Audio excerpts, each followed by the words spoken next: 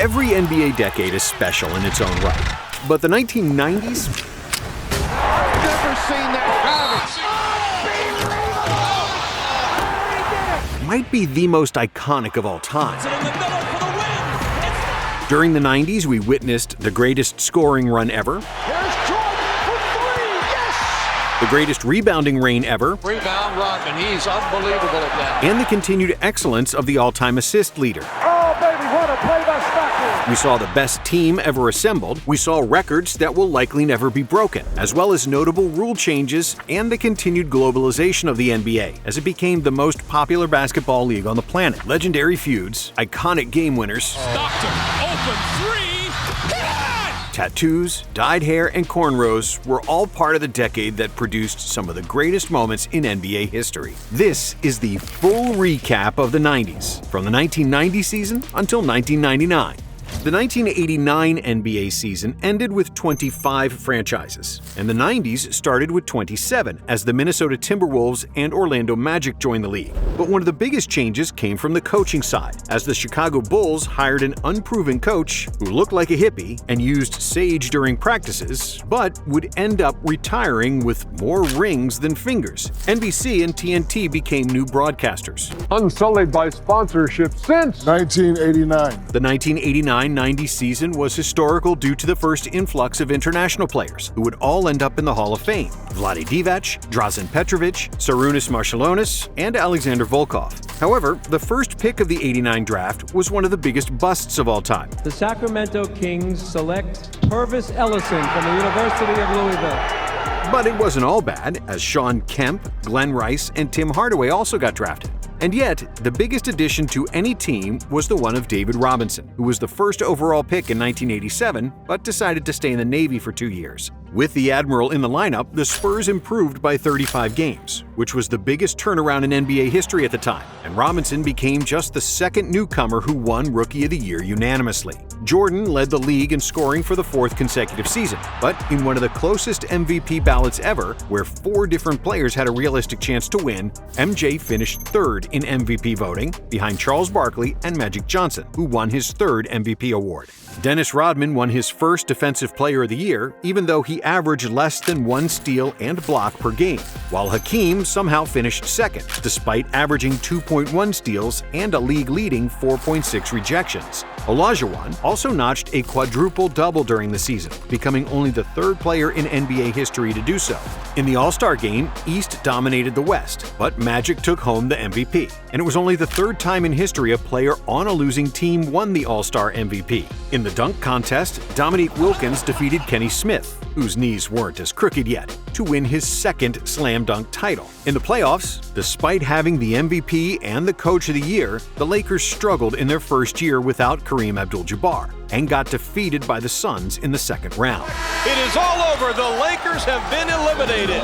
However, it was the Portland Trail Blazers who won the West, behind a great backcourt duo of Terry Porter and Clyde Drexler. In the East, Michael Jordan got his 2nd conference finals, but for the 3rd year in a row, he got punched, kicked, and grabbed by the Pistons and their Jordan rules. MJ still pushed the Pistons to Game 7, where he would score 31 points with 8 rebounds and 9 assists.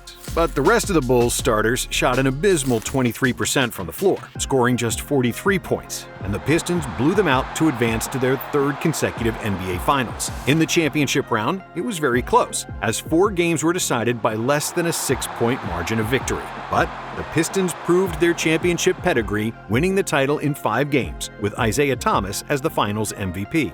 Isaiah played the best series of his life, scoring 27 points, 5 rebounds, and 7 assists, shooting 54% from the field, and an unbelievable 69% for 3. Drazen Petrovic, who was by far the best player in Europe and one of the 10 best shooters in basketball history, played garbage time minutes, which shows how much the NBA teams didn't trust the Euros back then. And when the 1990-91 NBA season rolled around, it came with a lot of changes. 8 teams changed their coaches, most notably the LA Lakers, whose Pat Riley resigned as the head coach after 9 years and 4 championships. Pat Riley, of his own doing, resigned as coach of the Lakers. He knew as early as February he was going to do it.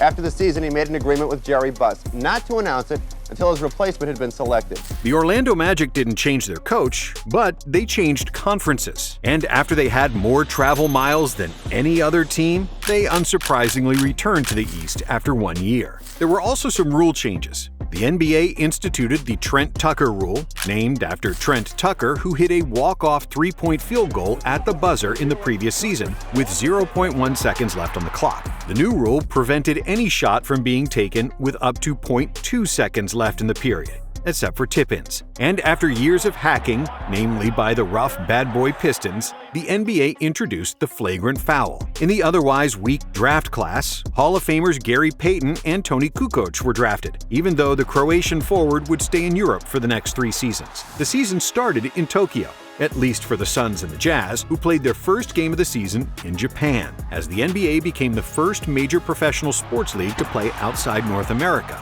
On December 30th, 1990, Scott Skiles handed out 30 assists in a game against the Nuggets, which set an NBA record that still stands today. Rodman repeated as the Defensive Player of the Year, Hakeem changed his name, Barkley spat on a little girl sitting courtside, while Jordan won another scoring title and his second MVP award. This was also the first season since 1981 that the Lakers didn't have the #1 seed in the Western Conference, which is insane and tells you how great of a player Magic Johnson was. The Lakers would defeat Hakeem's Rockets and the Run TMC Warriors in the first 2 playoff rounds. But in the conference finals, everyone expected the #1 seeded Blazers to advance to the finals again. However, Magic showed that he still owned the West, making his 9th trip to the finals in 12 years. Another crazy feat.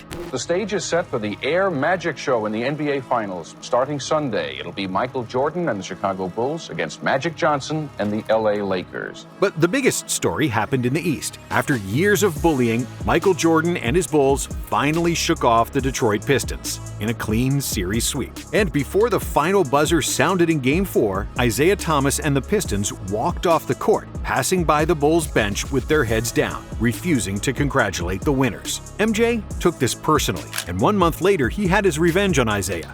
But more on that later. In the finals, things didn't start so well for the Bulls, as the Lakers won Game 1 in Chicago. But then Scottie Pippen started guarding Magic, which changed everything and turned the series around. Jordan was absolutely spectacular, with 31 points and 11 assists, and nearly 3 steals on average, while shooting 55% from the field and 50% from 3. The 1991 Jordan was the best version of Michael, and it produced one of the most famous layups in NBA history.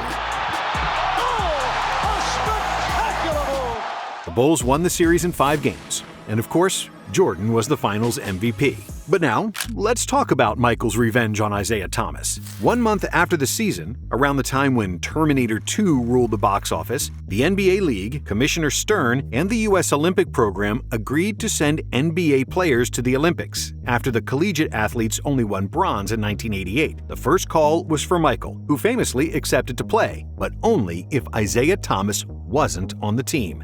And on September 21, 1991, it was officially announced that NBA stars would participate in the Olympics. The 10 players chosen were Charles Barkley, Larry Bird, Patrick Ewing, Magic Johnson, Michael Jordan, Karl Malone, Chris Mullin, Scottie Pippen, David Robinson, and John Stockton. When the public saw Isaiah off the list, the Olympic Committee received a lot of backlash, because Thomas was widely considered the second-best point guard ever behind Magic. And speaking of Magic, he would soon become the biggest story in all of sports. After a physical examination before the start of the 1992 season, Johnson discovered that he had tested positive for HIV. And on November 7, 1991, Johnson organized arguably the saddest and the most memorable press conference in NBA history. Because of the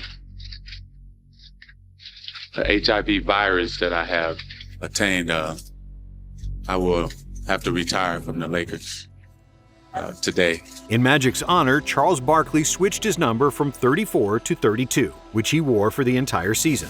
Dikembe Mutombo, Steve Smith, Larry Johnson, and Kenny Anderson got drafted, with Larry Johnson winning Rookie of the Year in another relatively weak draft class. Pat Riley, after a year of commentating, returned to the NBA. Pat Riley won 4 NBA titles in his 9 seasons with the Lakers. He left L.A. 3 years ago, worked here at NBC for a year, and then joined the Knicks for the 91-92 season. Who would become a defensive force and a perennial contender in the East. But as the Knicks grew stronger, 2 other East powerhouses were at the end of their glory days and would soon fall into obscurity. Larry Bird played his last season with the Boston Celtics, and despite having to stretch for 2 hours before the game because of his bad back, he still averaged 20, 10, and 7, and shot over 40% for 3. The Celtics won 51 games, which would be their last 50-win season in 16 years. So today I'm retiring, and I'm still going to be around, but not in the capacity I once was. The bad boy Pistons were also falling apart, as Chuck Daly resigned by the end of 1992 to coach the Dream Team. On the brighter side, 1992 marked the start of the rebounding reign of Dennis Rodman. The Worm averaged an unreal 18.7 rebounds per game, which was the highest average since Wilt Chamberlain in 1972. It is the first of an NBA record 7 consecutive rebounding titles for Rodman. And during this span, Dennis averaged 16.7 boards per game, which is insane for a 6'7" forward. The Run TMC Warriors era also came to an end after Mitch Richmond got traded to the Kings. I had a great career here. It was fun, and just got to take it from there. Luke Longley became the first Australian player to join the NBA, while Larry Brown became the first head coach to coach 2 different NBA teams in a single season, after resigning from the San Antonio Spurs to join the Clippers. Brown led the Clippers to the team's first winning season since their relocation to Los Angeles, ending their 15-year playoff drought. Another NBA record worth mentioning was the Cavaliers' beatdown of the Miami Heat. On December 17, 1991, the Cavs crushed the Heat by a score of 148-80. This 68-point win stood as a record for nearly 3 decades, until the Grizzlies defeated the Thunder by 73 in 2021. But the biggest story of the regular season wasn't any record, nor Jordan winning another MVP, or John Stockton leading the league in assists for the 5th consecutive season. The biggest story was again Magic Johnson. 3 months ago, he announced his retirement from the NBA after testing positive for the HIV virus. But he was voted by the fans as one of the starting guards for the Western Conference Stars.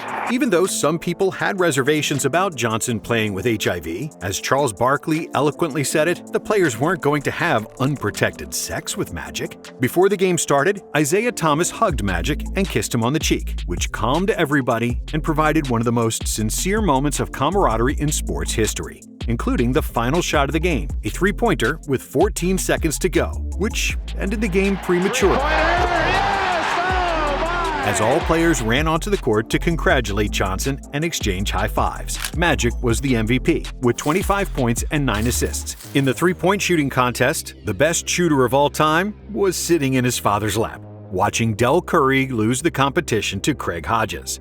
After the All-Star break, the Lakers struggled without Magic, failing to win a playoff series for the first time in 11 years, losing 3-1 to the Blazers, who would go on to make the NBA Finals. If I had been playing with them, we wouldn't be in this situation that we're in now. We're missing the emotion, and I thought that's what I brought to the team, where emotionally every night we were up and ready, and right now we don't have that emotional leader. In the East, Riley's Knicks pushed Jordan to the limit, but Michael was too good for John Starks, and the Bulls won the series in 7.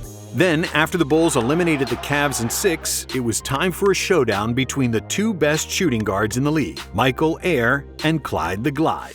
Some analysts speculated that the advantage Drexler had over Jordan was his outside shooting, to which Michael responded with the best half of basketball in finals history. In the first half of Game 1, Jordan scored 35 points, setting records for most points in a finals half and most 3-pointers in a half with 6. After his 6th 3-pointer, Jordan looked at Magic Johnson, who was commentating the game, and shrugged, forever marking his performance as the Shrug Game.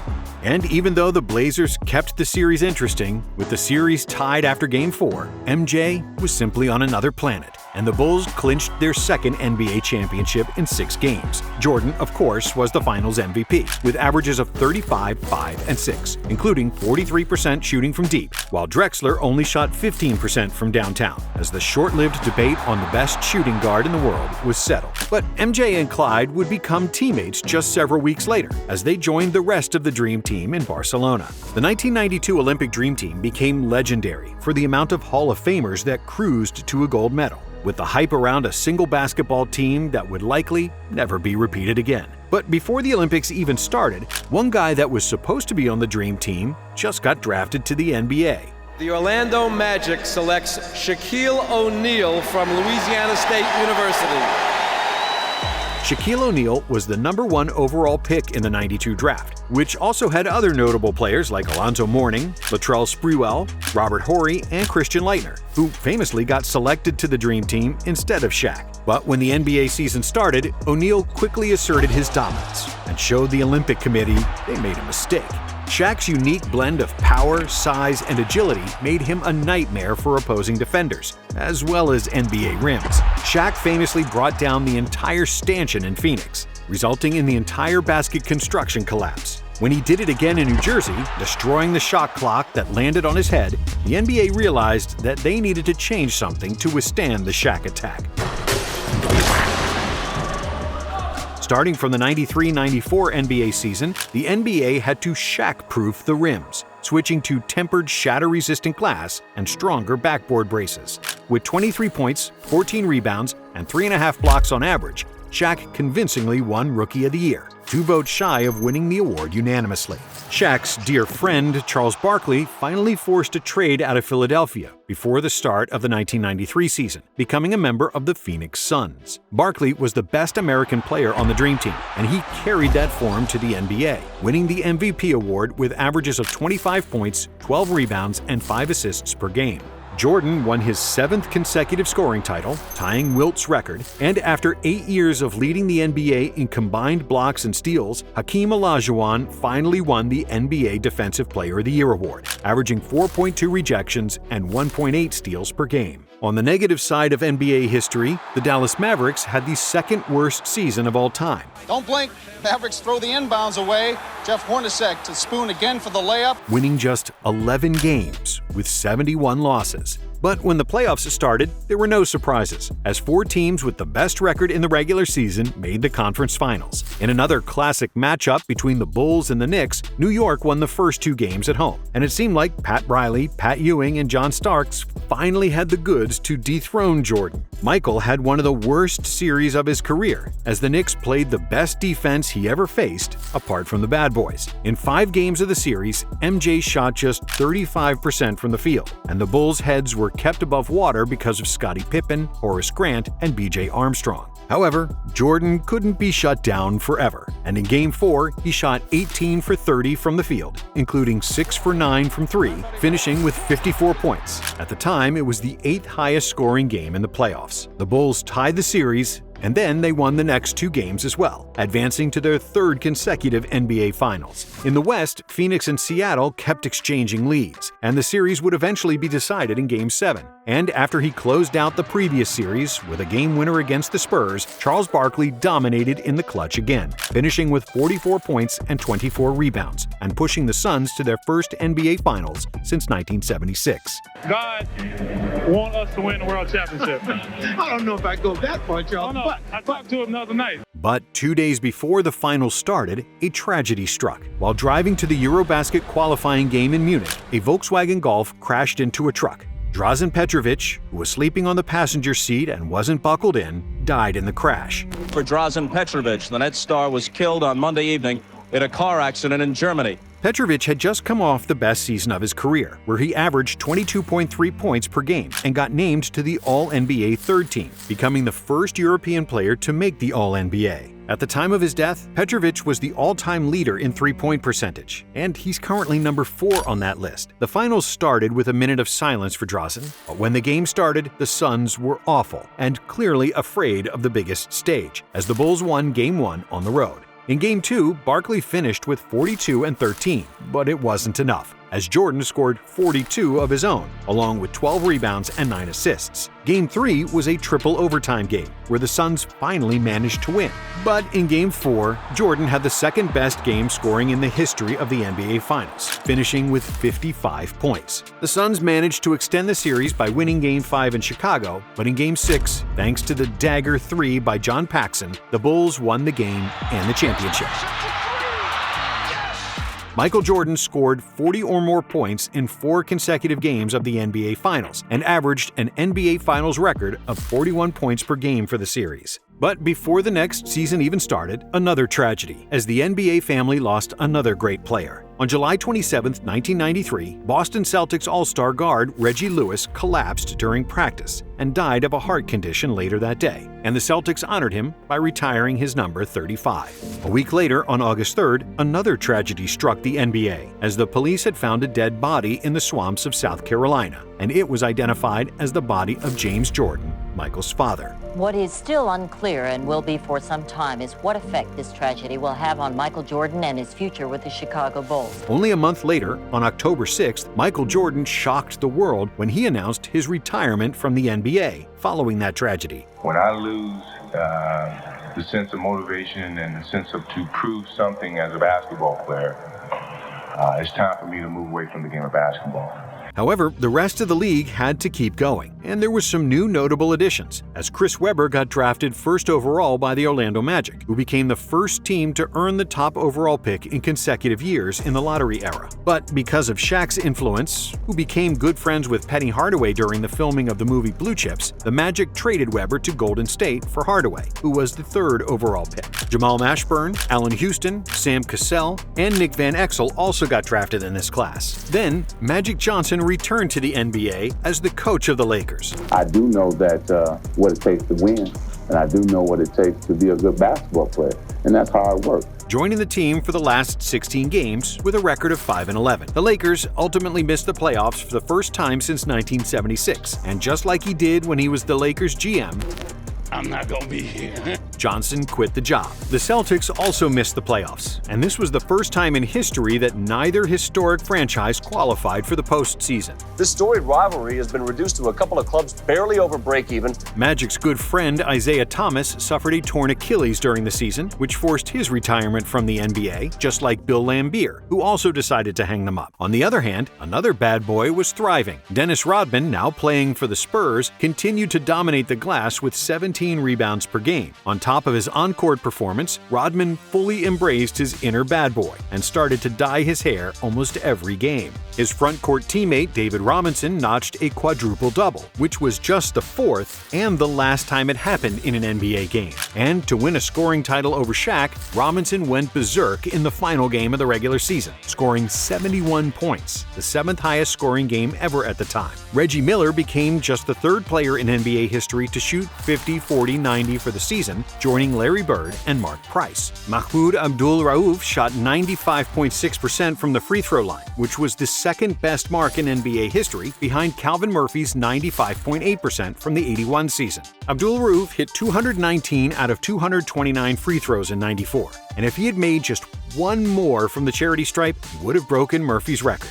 But without Jordan in the league, Hakeem Olajuwon took the throne as the best player in the NBA. His Rockets started the season 15-0, which was the best start in NBA history. Hakeem became only the second player in history to win MVP and Defensive Player of the Year in the same season, after MJ did it in 1988. This was the closest Defensive Player of the Year voting in history, as Hakeem won with 23 points out of 101, in front of David Robinson with 22, Dikembe Mutombo with 19, and Scottie Pippen with 11. In the playoffs, Mutombo and his Nuggets became the first 8th seed to upset the number 1 seed, defeating the 63-win Supersonics 3-2 in the first round. Denver did a big favor to the Rockets, who didn't match up well with Seattle, and after a tough battle with Charles Barkley, Hakeem and the Rockets made the NBA Finals. In the East, the Jordanless Bulls nearly defeated the Knicks in the second round, but New York eventually advanced after 7 tough games. In the conference finals, the Knicks were losing 3-2 to the Pacers, and Game 5 will forever be remembered by Reggie Miller's choke sign towards Spike Lee.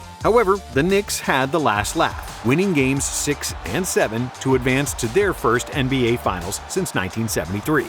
The finals between the Knicks and the Rockets were one of the toughest, physical, and defensive-oriented finals in NBA history, as neither team scored more than 93 points in the series. After 6 games, the series was tied. But then, in Game 7, John Starks, who was the leading Knicks scorer coming into the game, had an absolute dud. Starks shot just 2 for 18 from the field, including 0 for 11 from 3, and the Rockets won the game 90-84. Olajuwon won the Finals MVP with averages of 27, 9, and 4, with with 4 blocks per game, limiting Ewing to just 36% shooting in the finals. And after such a low-scoring finals and overall decrease in offensive output compared to the 80s, the NBA wanted to increase scoring before the start of the 94-95 season. So they shortened the three-point arc to a uniform 22 feet around the basket, compared to the 23 feet 9 inches it was before. The league average from downtown was 33.3% in 1994, and with the shortened distance, it rose to 35.9%. And Steve Kerr led the league with 52.4% accuracy on three-pointers, which was the NBA record that stood until 2010, when Kyle Korver broke it with 53.5%. Also, starting from the 1995 season, players fouled while in the act of shooting a three-point attempt would get 3 free throws instead of 2. Jason Kidd, Grant Hill, Jalen Rose, Juwan Howard, and Glenn Robinson got drafted, with Kidd and Grant Hill winning the Co-Rookie of the Year award. Grant Hill and Jason Kidd, the co-rookies of the year in the NBA. Hill also became the first rookie in professional sports to lead fan balloting for the NBA All-Star Game. Coach Lenny Wilkins passed Red Auerbach to become the NBA's all-time leader in wins, a record that stood for 15 years, until it was broken by Don Nelson. Shaq won his first scoring title, Dikembe Mutombo won his first Defensive Player of the Year, while David Robinson won the MVP award. 1995 was also the last season for Moses Malone and Manute Bol. However, the biggest story was Michael Jordan, who returned to the NBA after a 15-month absence playing baseball. The economy has produced 6.1 million jobs since I became president. And if Michael Jordan goes back to the Bulls, it'll be 6,100,001. Jordan's announcement became legendary, as it consisted of just a 2-word fax. I'm back. That's all Jordan said on Saturday. That was really all Jordan needed to say as his 17-month retirement came to an end. Since the Bulls had already retired his number 23, MJ started wearing number 45. And in just the 5th game since he returned, MJ scored 55 in the Madison Square Garden in the famous double nickel game. But the number 45 wouldn't last long. After Game 1 of the conference semifinals against Orlando, when Nick Anderson stole the ball from Michael in the final minute, which clinched the game for the Magic, Anderson boasted that 45 is not 23, alluding to the end of Michael's dominance in the NBA. So, for the next game, Jordan returned to the number 23, scoring 38 points in Game 2 and tying the series. However, due to the inferior front line, the Bulls couldn't battle Shaq and Horace Grant, and the Magic won the series in 6 games. The Indiana Pacers played another memorable series against the Knicks, highlighted by Reggie Miller's legendary 8 points in 9 seconds to steal Game 1 in New York. And a steal, Miller retreats to the three-point line and hits again! In a series where 4 games were decided on the final possession, the Pacers defeated the Knicks, winning 97-95 in Game 7. And it's all over. The Indiana Pacers have defeated the New York Knicks. The East Finals would also go to 7 games, with Orlando edging out the Pacers to advance to their first NBA Finals, becoming the first of the 1980s expansion franchises to reach the championship round. In the West, the Rockets overcame a 2-1 deficit against the Jazz to win the series 3-2, but their championship dreams seemed to be over against the Suns, who had a 3-1 lead in the second round, with a double-digit advantage in Game 5. But Houston persevered and completely turned the game and the series around. In Game 7, the Rockets won 115-114 on a Mario Elie three-pointer, later dubbed as the Kiss of Death. In the conference finals, Hakeem embarrassed David Robinson with this filthy move. Olajuwon was mad that Robinson won the MVP over him, and he completely outclassed his rival with 35 points, 12 rebounds, 5 assists, and 4 blocks per game. Before the finals, Shaq was partying with teammate Dennis Scott for a week straight, but still, they were inches away from winning Game 1. Up by 3, the Magic's Nick Anderson had 2 free throws, but he missed both. However, Anderson grabbed his own rebound, and with 10 seconds to go, he got fouled. If he made only 1 free throw, Orlando would have won. But Anderson missed his 2 freebies again. And he misses 4 straight.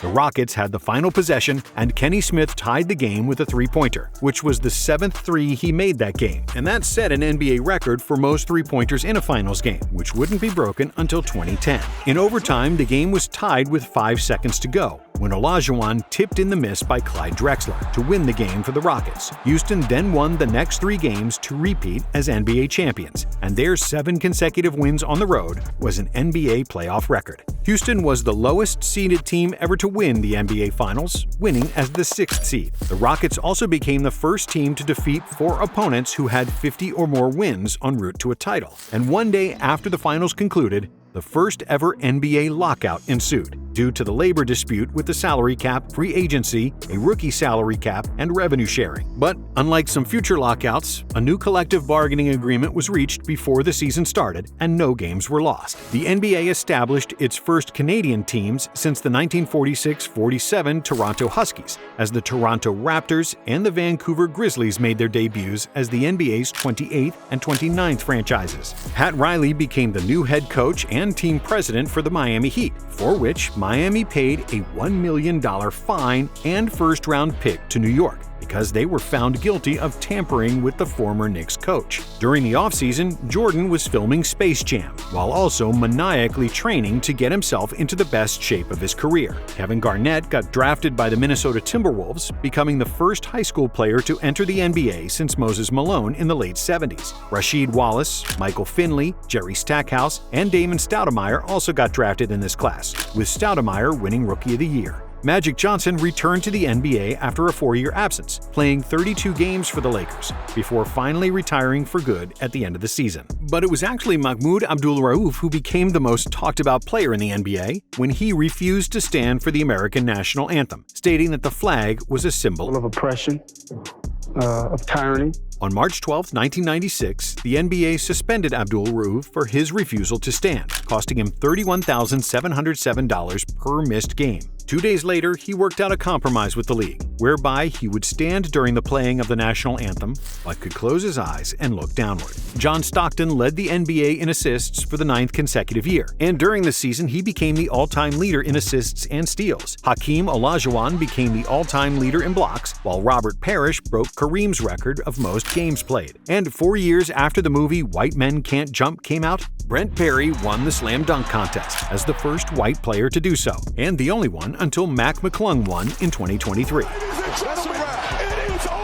Dennis Scott made the NBA record in three-pointers made in a season with 267, and it stood for 17 years until Steph Curry made 272 threes in 2013. Gary Payton became the first point guard ever to win Defensive Player of the Year, and Jordan won his 8th scoring title, which broke the NBA record MJ previously held with Wilt Chamberlain. Michael also won the MVP, as his Chicago Bulls won an NBA record 72 games, with the best net rating in NBA history, a record that still stands today. This year's Chicago Bulls squad just may go down as the greatest team of all time. The Bulls steamrolled through the playoffs, losing just 1 game on their way to the NBA Finals, where they met the Seattle Supersonics, led by Gary Payton and Shawn Kemp. The Bulls won the first 3 games, but then the Sonics came alive with 2 wins of their own after Payton started guarding Jordan. However, in Game 6, the Bulls finished the job, winning their 4th title, with MJ becoming the first player ever to win 4 Finals MVP awards. But just 1 season after the first lockout, the NBA had another one. The lockout was imposed after the league and the Players Union could not reach an agreement involving $50 million in profit sharing from television revenue. But after just a few hours of negotiations, the Players Union and the league reached an agreement. In the 96-97 season, the NBA salary cap was roughly $24 million. Only 4 players in the league were making over $10 million per season, led by Horace Grant and his $14 million salary. But then there was also Michael Jordan, who earned $30 million that year, which was more than what 21 other franchises paid for their entire roster. This was possible because at the time, there was no maximum salary rule, and teams were allowed to go over the salary cap to re-sign their own free agents. So Jordan took advantage of that, signing a big 1-year contract. MJ's deal was trailblazing, and it led to other superstars soon demanding and getting more money. The 1996 free agency was the first modern free agency, where a plethora of superstars started talking to the entire league in order to get the best offer. Before 1996, no NBA player had signed a $100 million contract. No player had made $20 million in one season. But then, a big splash, as the biggest fish in free agency changed oceans, deciding to move from the Atlantic coast to the Pacific. If there is demand for a product, the price of the product goes up. If a bidding war ensues, the price of the product goes way, way up. And that brings us to Shaquille O'Neal. On July 18, 1996, Shaquille O'Neal and the Los Angeles Lakers agreed to what was then the largest contract in the history of sports. The contract was worth $120 million over 7 years, while the Orlando Magic were left stranded for their indecisiveness to re-sign. The Heat signed Mourning to a 7-year deal worth $112 million, but Riley wasn't done there, wanting to also sign Juwan Howard. It appeared that the Heat had Howard locked into a 7-year, $100 million deal, but the NBA voided the contract, citing the Heat for incentive bonuses for Tim Hardaway and P.J. Brown. Howard then signed a $105 million deal to stay with the Washington Bullets, while Charles Barkley got traded to the Rockets to join Olajuwon and Drexler. But before the season even started, a new crop of rookies joined the NBA, arguably the best draft class of all time. The Philadelphia 76ers select Allen Iverson from Georgetown University. Allen Iverson was the #1 overall pick, but there was also Kobe, who followed KG's path and came directly from high school. I have decided to skip college and take my talent to the NBA.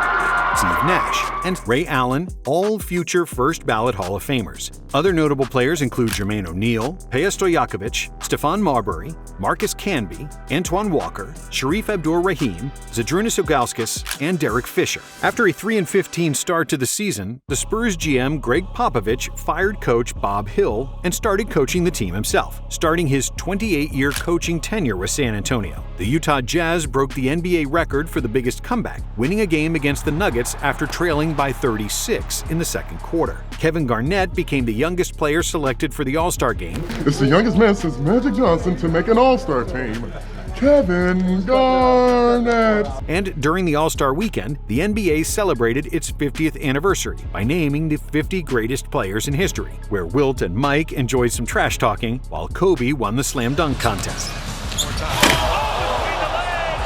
Some of the most memorable regular season moments were when Dennis Rodman got suspended for 11 games for kicking a cameraman, and when Allen Iverson crossed over MJ. Allen shakes free, gets AI also became the first rookie to string 5 consecutive 40-point games. Iverson won Rookie of the Year, and Jordan won his 9th scoring title, all while Karl Malone won the MVP over MJ, even though the Bulls won 69 games, narrowly missing being the first team with consecutive 70-win seasons. For the first time in 10 years, John Stockton wasn't the league leader in assists, as Mark Jackson led the NBA with 11.4 dimes per game. In the playoffs, the most intense series was the second-round matchup between the Knicks and the Heat, which would start one of the most bitter rivalries of the entire decade. In Game 5, P.J. Brown flipped Charlie Ward on the hardwood, inciting a brawl between the two. As a result, Brown was handed a 2-game suspension, while Ward was suspended for Game 6. However, as a result of leaving the bench during the brawl, Patrick Ewing and Allen Houston were suspended for Game 6, while Larry Johnson and John Starks were suspended for Game 7. And even though the Knicks held a 3-1 series lead, with all the suspensions of their 4 best players, they couldn't battle the Heat, and Miami advanced after 7 games. But in the conference finals, Jordan and the Bulls made quick work of the Heat, limiting Miami to just 78 points on average, and beating them in 5 games to advance to another NBA Finals. In the West, the Rockets defeated the Sonics in a close 7-game series to make the conference finals, while Utah defeated the Lakers in 5 games in a series that will mostly be remembered by Kobe's 4 airball misses. In Game 4 of that series, Karl Malone hit all 18 of his free throw attempts, setting a playoff record for most attempts without a miss, since broken by Paul Pierce and Dirk Nowitzki. In the West, despite the Rockets' big 3, Utah was a better team, and they advanced after John Stockton hit a buzzer-beating 3 in Game 6. Stockton, open 3, Game 1 of the finals was tied with 10 seconds to go, and Karl Malone was at the free throw line when Scottie Pippen told him the infamous line, "The mailman doesn't deliver on Sunday." The game was played on Sunday, and just like Pippen predicted, the mailman didn't deliver, missing both free throws. On the other end, Jordan dribbled the ball down the court and then made a 20-foot jumper at the buzzer to win Game 1. Malone had another poor performance in Game 2, which the Bulls won with ease. But in Game 3 in Utah, the mailman finally delivered, leading the Jazz to victory with 37-10. In Game 4, even though the Bulls had a 73-69 lead with a minute to go, with a series of misses and turnovers, the Jazz outscored the Bulls 12-2 in the clutch and tied the series. Game 5 was the most famous game of the series and probably one of the most memorable games of Michael Jordan's career. Despite a heavy fever and a weakened body, Jordan came out of bed an hour and a half before the game started and suited up. However, it was clear that he wasn't up to par, as the Jazz generated a 16-point lead. But then, Jordan started hitting, and the Jazz lead was slowly starting to melt. In the last minute, with the game tied at 85, Michael made a clutch three-pointer that would secure the victory for the Bulls. Jordan played 44 minutes, finishing the game with 38 points, 7 rebounds, 5 assists, 3 steals, and 1 block, before collapsing into Scottie Pippen's arms. In Game 6, MJ was feeling much better, scoring 39 points. However, it was Steve Kerr who was the unexpected hero, hitting the game-winning shot, while Scottie Pippen made a crucial steal at the end of the game to secure the 5th NBA title for the Bulls. And the 1997-98 season was the year of the coaches. First, an NBA legend returned to the court, but this time, Larry Bird was not playing, but coaching the Indiana Pacers, where he'd immediately win the Coach of the Year award. Secondly, Phil Jackson and the Bulls announced that the Zen Master would stop coaching Chicago at the end of the season, which created constant drama around the team in a season known as The Last Dance. Thirdly, the Warriors head coach PJ Carlesimo grabbed all the headlines when he appeared at a press conference with clear marks around his neck, which would later be discovered to be marks from Latrell Sprewell's hands. Spree threatened to kill him, and he nearly succeeded, for which he received a 68-game suspension, at the time the longest suspension in NBA history. And speaking of violence, the Washington Bullets didn't want to be associated with guns, so they renamed the team and became the Washington Wizards. Tim Duncan got drafted first overall by the Spurs, who won 36 games more than the previous season, which was the biggest turnaround in NBA history. Hall of Famers Tracy McGrady and Chauncey Billups also got drafted. The NBA reverted the three-point line back to 23 feet 9 inches at the top of the key, while the distance from the corners remained at 22 feet. The league average dropped from 36% accuracy and 6 made threes in 1997 to 34.5% and 4.4 made three-pointers in 1998. Now, for comparison, in the 2024 NBA season, teams averaged 12.8 makes from downtown, with a 36.6% accuracy. Violet Palmer and Dee Kantner made history, becoming the first female officials in major American sports leagues. The Denver Nuggets made the history books as the 4th team ever to lose 70 games in a season, finishing with an 11-71 record. On February 27th, the Indiana Pacers defeated the Portland Trailblazers 124-59, marking the first time in NBA history that one team scored more than twice as many points as its opponent. AC Green joined the record books as the NBA Ironman, surpassing Randy Smith's record of 906 consecutive games played, and Green eventually increased the record to 1,192 consecutive games. Kobe became the youngest All-Star in history, and for the first time since the '84 season, there was no slam dunk contest, as the league believed it was getting too repetitive. Jordan claimed his 3rd consecutive All-Star Game MVP, as well as his 10th scoring title, and his 5th MVP award. Dikembe won his 3rd Defensive Player of the Year award, while Tim Duncan won Rookie of the Year. Timmy also made the first-team All-NBA, becoming the first player with this accomplishment since Larry Bird in 1980, and the last to do it, as it hasn't happened since. In the playoffs, the Knicks and the Heat played each other again, and they didn't pull any punches. In another physical, emotional, and borderline dirty series, there was another brawl, this time between two guys who couldn't stand each other, Larry Johnson and Alonzo Mourning. A 5'9" coach, Jeff Van Gundy, tried to get in the middle of it, and he nearly got run over as he tried to hold on for dear life by grabbing Mourning's leg. Johnson and Mourning got suspended for the deciding game of the series, but this time it was the Knicks who advanced. However, in the second round, the Knicks lost to Larry Bird and his Pacers, who made the conference finals against the Bulls, and Chicago was on its last legs. Pippen was hurt, and all the other players were tired on the back end of a 3rd consecutive year with over 100 games played. On the other hand, Reggie Miller was playing the best ball of his career, which he proved in Game 4, hitting a game-winning three-pointer after an uncalled offensive foul on Jordan. Gets it in the middle for the win.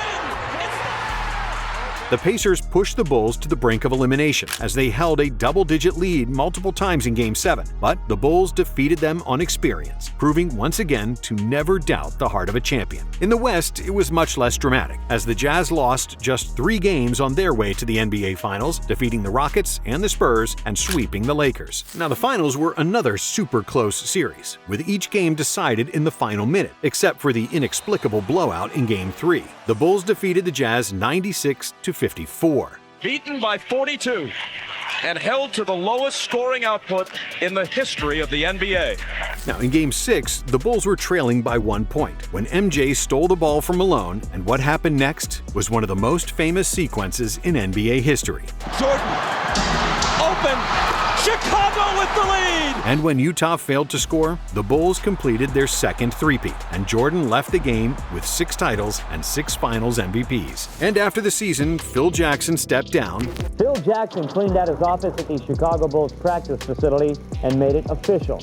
After 9 years and 6 NBA titles, he is done as the Bulls coach. And Jordan stayed true to his word that he wouldn't re-sign if Phil was gone. Michael Jordan said if Phil wasn't back, then he wasn't back. But the NBA had even bigger problems than the retirement of their best player, because for the 3rd time in 4 years, there was a lockout, and this one was major. The question everyone wants to know is whether or not this season can be saved. The NBA owners wanted a limitation on players' salaries, not wanting to be pushed around by the players who started demanding more and more money. On the other hand, the Players Association opposed their ideas and wanted bigger minimums. After the two sides failed to reach an agreement, the owners began the lockout. By October, it became the first time in NBA history that games were canceled due to a labor dispute. Further games were canceled by November and December, including the league's Christmas games, which had been played on an annual basis since 1947, and the All-Star Game, which was not played for the first time since 1951. The lockout continued into January of 1999, threatening the cancellation of the entire season. I think we sit and we wait and we watch as the season ticks away.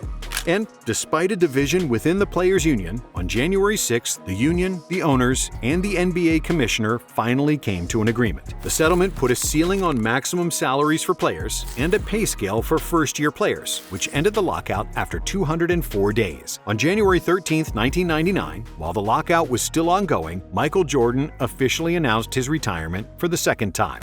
I want to say thank you to both of the gentlemen here, Mr.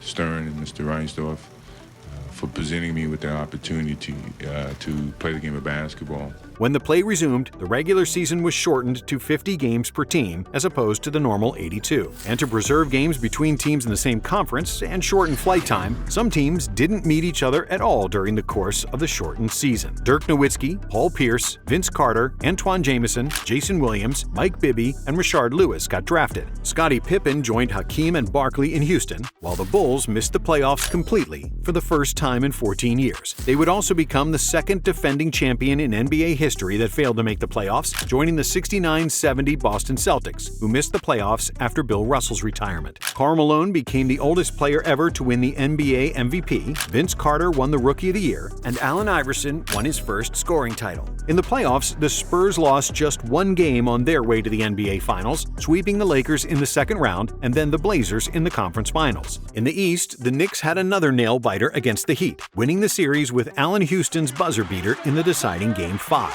The Knicks became only the 2nd number 8 seed to advance in the playoffs by defeating a number 1 seed. The Knicks' Cinderella story continued, as they swept the Hawks in the 2nd round and then defeated the Pacers in 6 games to reach the NBA Finals, thus becoming the first 8th seed to reach the Finals, something that would later be repeated by the 2023 Heat team. However, in the series against Indiana, the Knicks lost Patrick Ewing to injury, which proved to be an insurmountable loss against the Spurs and their Twin Towers. And even though they had 2 great scorers in Allen Houston and Latrell Sprewell, Tim Duncan destroyed the Knicks in the post, leading the Spurs to a 4-1 victory and their first NBA championship. Thus, the 90s concluded as arguably the most legendary era of NBA basketball. Thank you for watching.